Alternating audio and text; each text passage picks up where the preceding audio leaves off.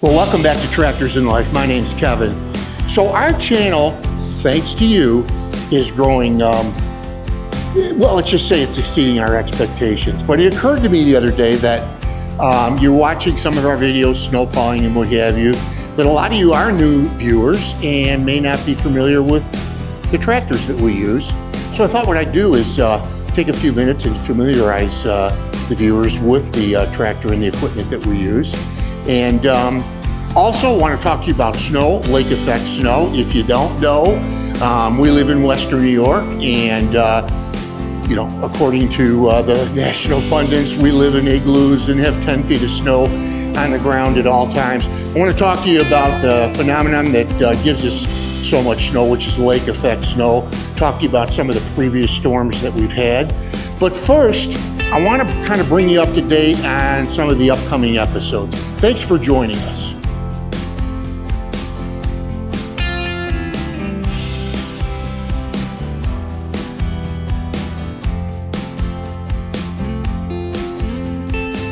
So a couple projects coming up, and as I said, I want to familiarize you with what you could expect. You're going to see still a lot of snow plowing videos. This is the beginning, well, it's almost mid-December right now, and I think I've already plowed 5 times, which is exceeding what we have done in previous years. I think this is going to be an old-fashioned winter.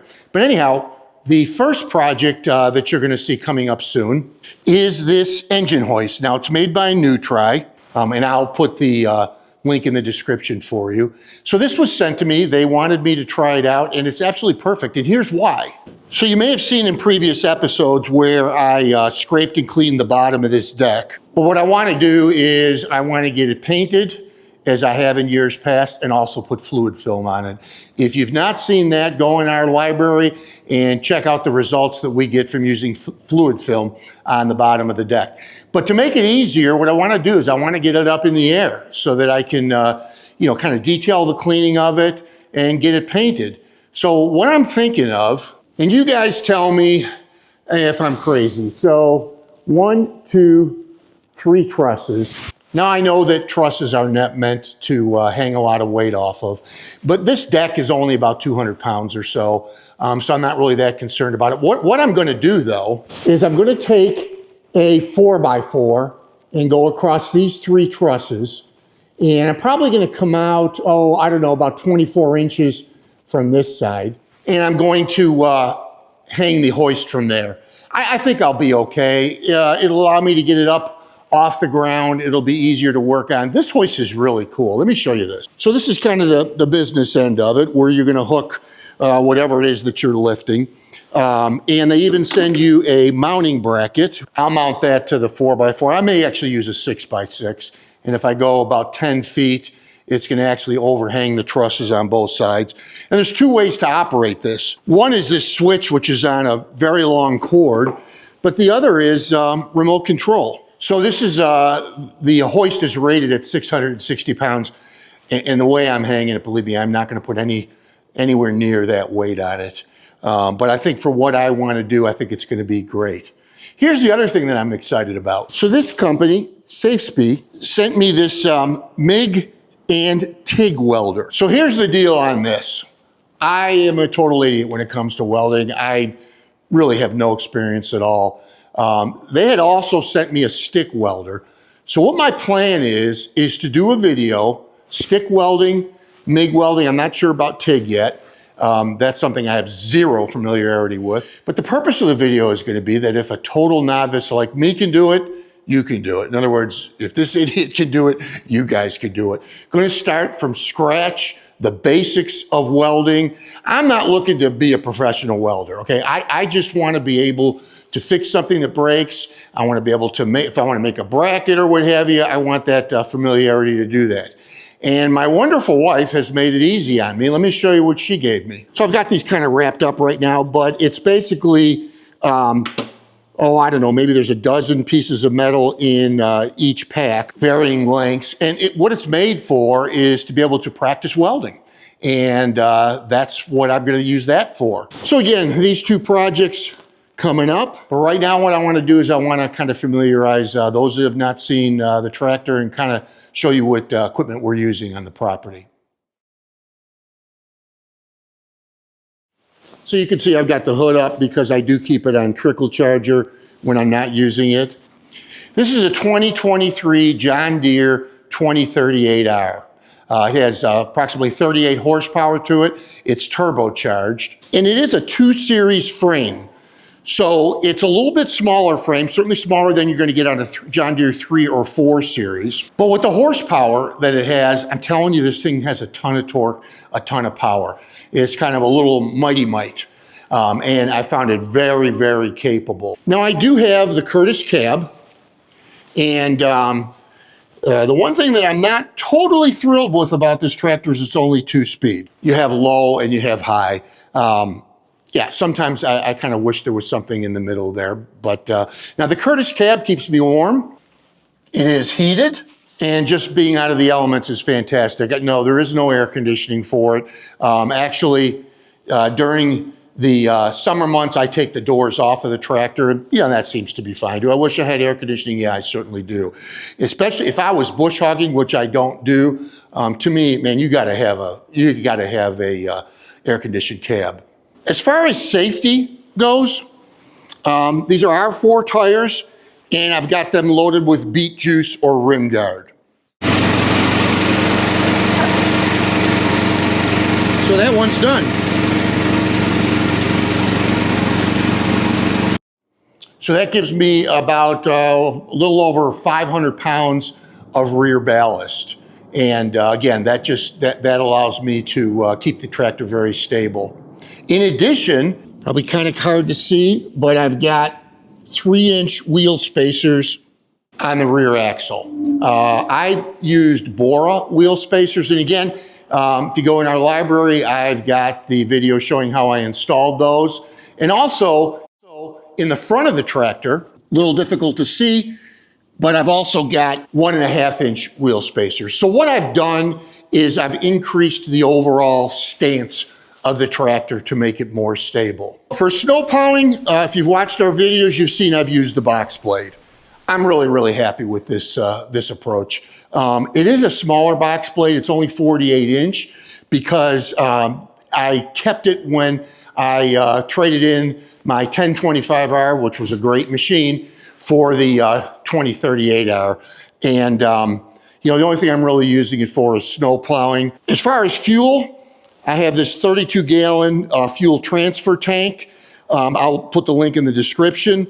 It has a really nice nozzle on it. And then what I do is I hook these alligator clips up to any 12-volt source, which of course is usually the tractor, and fuel it that way. It makes it easy, makes it simple, and 32 gallons by far will get me through the winter. Now I have put a bunch of accessories on the tractor. I've got bucket hooks, and this unit here is made by JU Fabworks. Also put an axle breather on the front axle. And what that's for is if you're carrying a load and you hit a big bump, it'll actually provide kind of a blow-by for it. So it'll come out that hose rather than blow your front axle seals out. I have added front LED work lights to the tractor, in addition to a dome light here in the cab. And of course, I've got the ever-present must-have suicide knob. Back to the tires for a second. They're R4, which we get pretty muddy here in the springtime, and R4, other than straight ag tires, are the preferred choice. However, for snow plowing, you're actually better off with a turf tire. You've got more rubber kind of meeting the ground. So what I did is kind of a compromise on that. I have a siping tool, so I cut all these grooves into the R4 tire.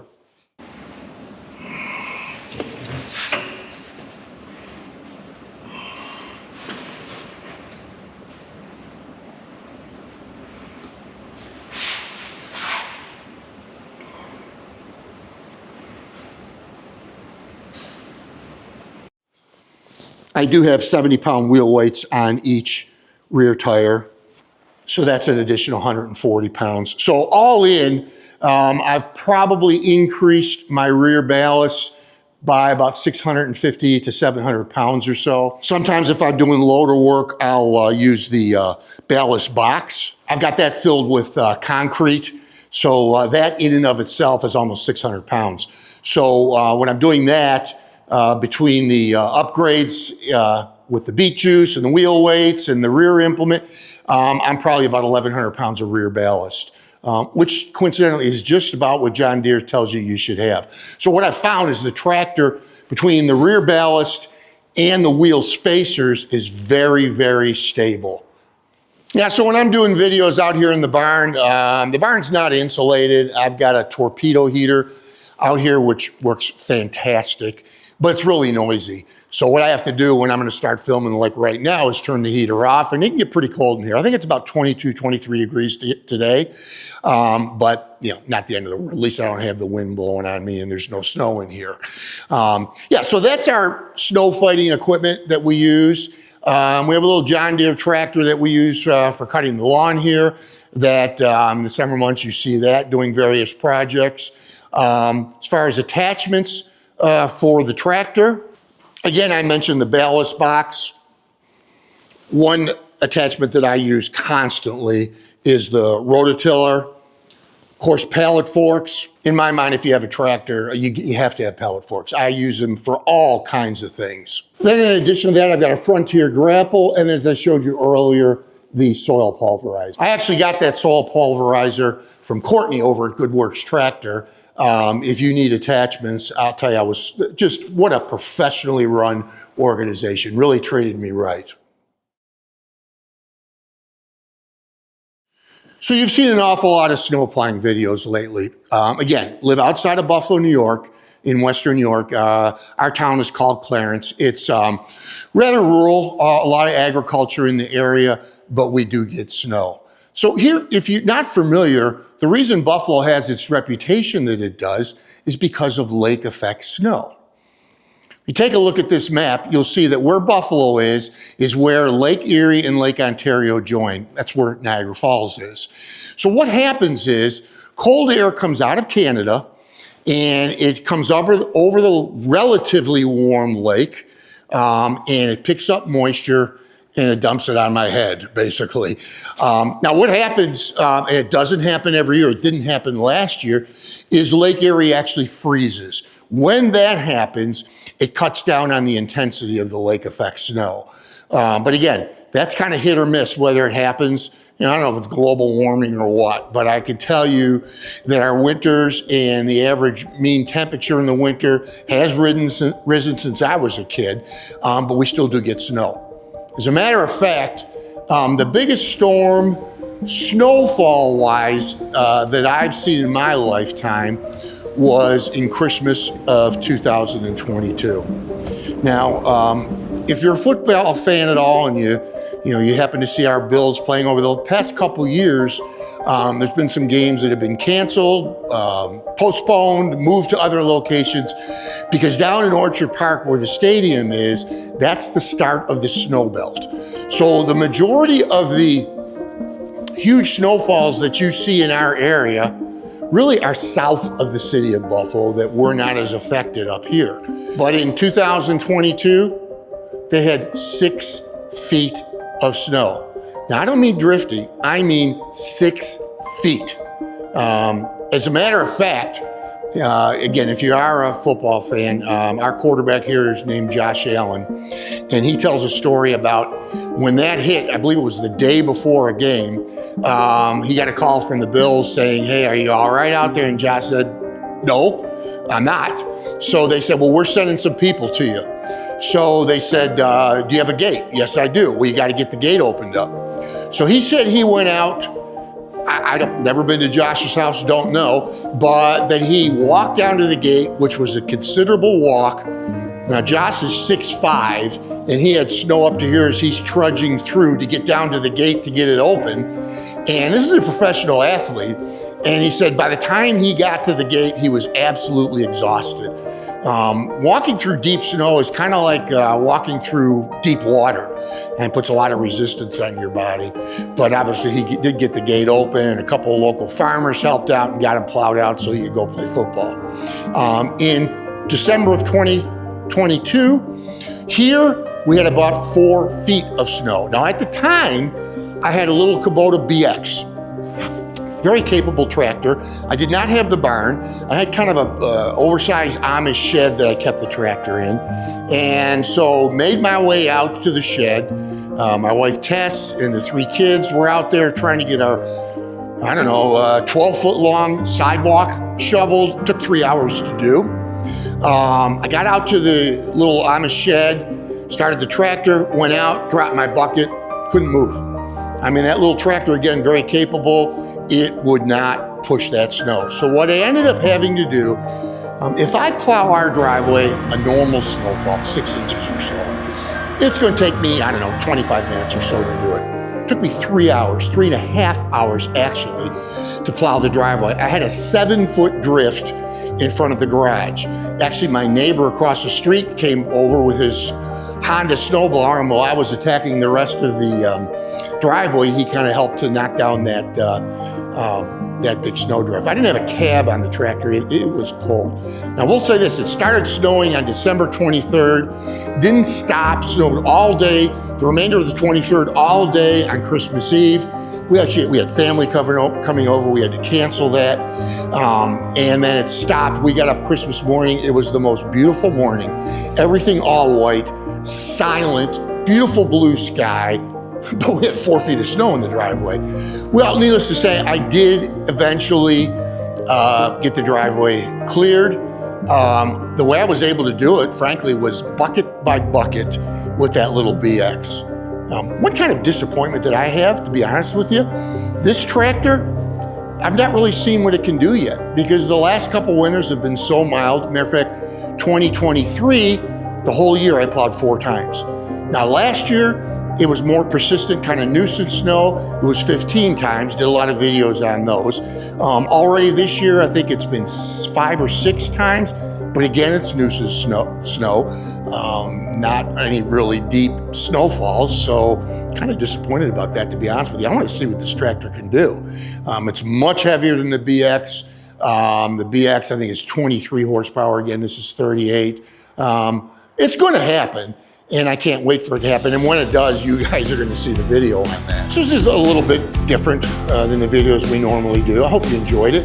I hope those of you that have not been with us over the past, actually the channel's about 2 years old. Hope you appreciated it, and kind of letting me familiarize you with the equipment that we use. One last piece of business, if I may. If you have subscribed to our channel, please make sure you're still subscribed. If you've not, we would be so honored to have you part of the Tractors and Life family. I just can't put into words how much Tess and I appreciate the response and the affirmation that you guys have given us by subscribing and watching our videos. It just means a lot. Everybody likes a little pat on the back once in a while, right? Hey, thank you so much for joining us today. God bless you all. And we'll see you at the next snowfall.